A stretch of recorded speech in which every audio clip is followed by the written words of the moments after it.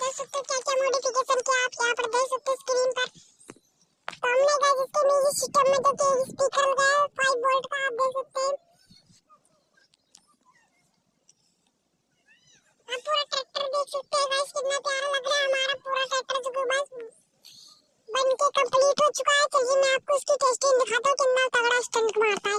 चलिए भाई ट्रैक्टर चलाइए।